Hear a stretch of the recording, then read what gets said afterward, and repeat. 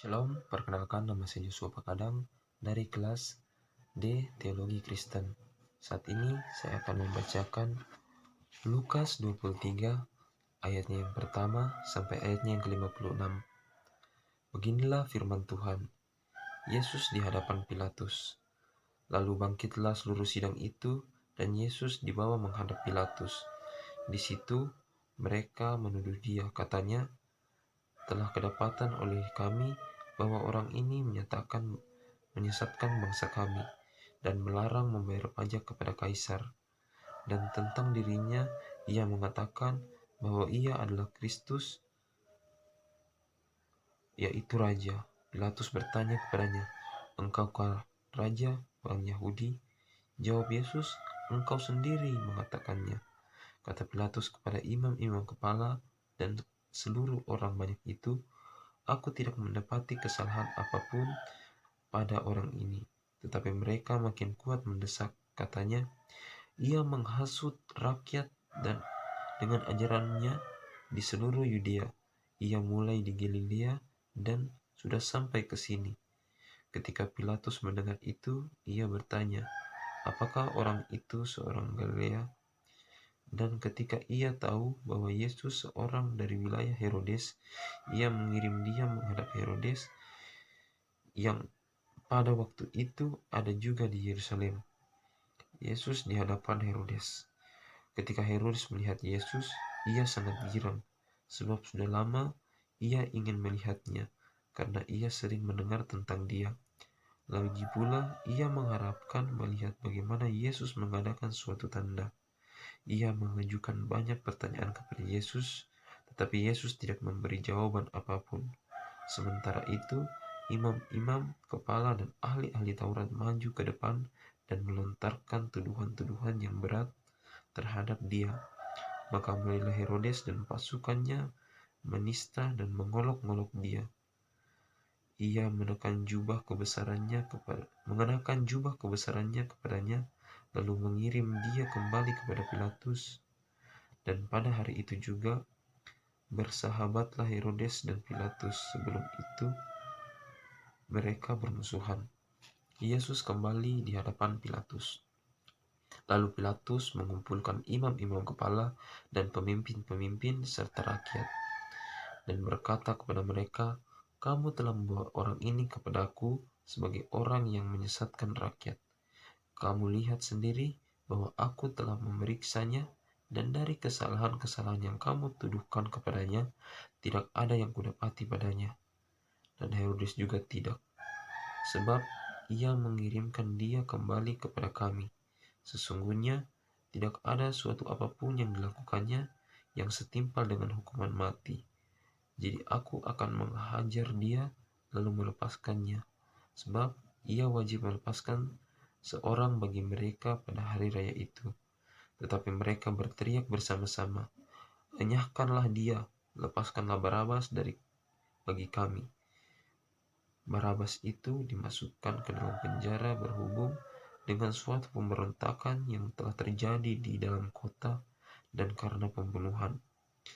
Sekali lagi Pilatus berbicara dengan suara keras kepada mereka, karena ia ingin melepaskan Yesus. Tetapi mereka berteriak membalasnya, katanya, salibkanlah dia, kata Pilatus untuk ketiga kalinya kepada mereka. Kejahatan apa yang sebenarnya telah dilakukan orang ini? Tidak ada suatu kesalahan apapun yang kudapati padanya, dan yang setimpal dengan hukuman mati. Jadi aku akan menghajar dia lalu melepaskannya. Tetapi dengan berteriak mereka mendesak, menuntut supaya ia disalibkan, dan akhirnya mereka menang dengan teriak mereka. Lalu Pilatus memutuskan supaya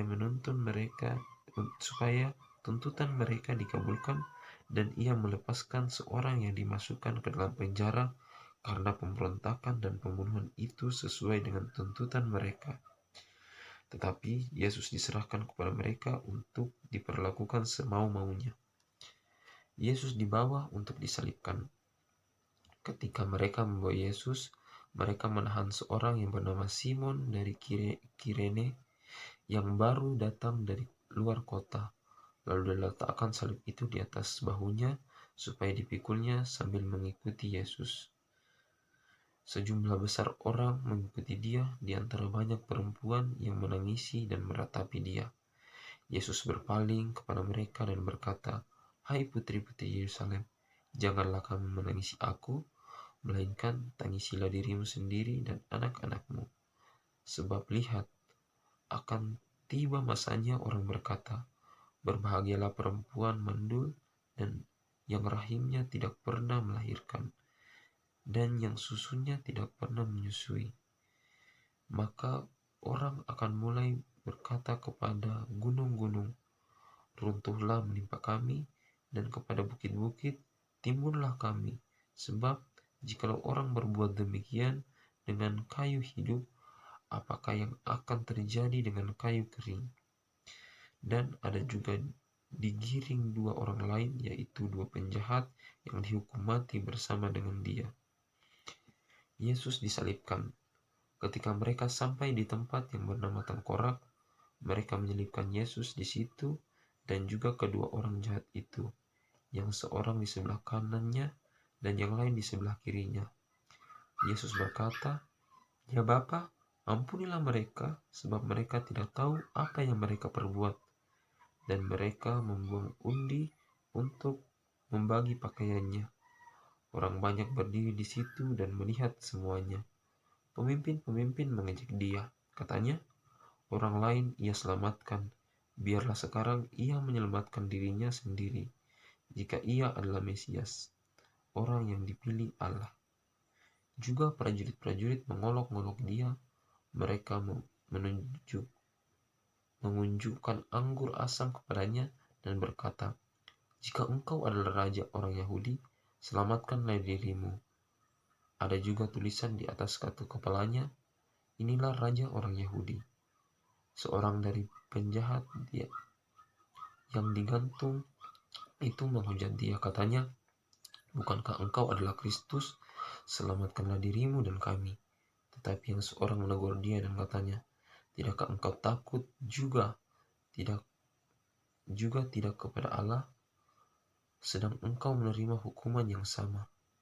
Kita memang selayaknya dihukum, sebab kita menerima balasan yang setimpal dengan perbuatan kita. Tetapi orang ini tidak berbuat sesuatu yang salah." Lalu ia berkata, "Yesus, ingatlah akan aku apabila engkau datang sebagai raja." Kata Yesus kepadanya, "Aku berkata kepadamu, sesungguhnya hari ini juga engkau akan ada bersama-sama dengan aku di dalam Firdaus." Yesus mati. Ketika itu hari sudah kira-kira jam 12. Lalu kegelapan meliputi seluruh daerah di daerah itu sampai jam 3, sebab matahari tidak bersinar, dan tabit bait suci terbelah dua. Lalu Yesus berseru dengan suara nyaring, "Ya Bapa, ke dalam tanganmu kuserahkan nyawaku." Dan sesudah berkata demikian, ia menyerahkan nyawanya. Ketika kepala pasukan melihat apa yang terjadi, ia memuliakan Allah, katanya, "Sungguh, orang ini adalah orang benar." Dan sesudah seluruh orang banyak yang datang berkerumun di situ untuk tontonan itu, melihat apa yang terjadi itu, pulanglah mereka sambil memukul-mukul diri. Semua orang yang mengenal Yesus dari dekat, termasuk perempuan-perempuan yang mengikuti dia dari Galilea, berdiri jauh-jauh dan melihat semua itu. Yesus dikuburkan. Adalah seorang yang bernama Yusuf. Ia anggota majelis besar dan seorang baik lagi benar. Ia tidak setuju dengan putusan dan tindakan majelis itu. Ia berasal dari Arimatea, sebuah kota Yahudi, dan ia menanti-nantikan kerajaan Allah. Ia pergi menghadap Pilatus dan meminta mayat Yesus.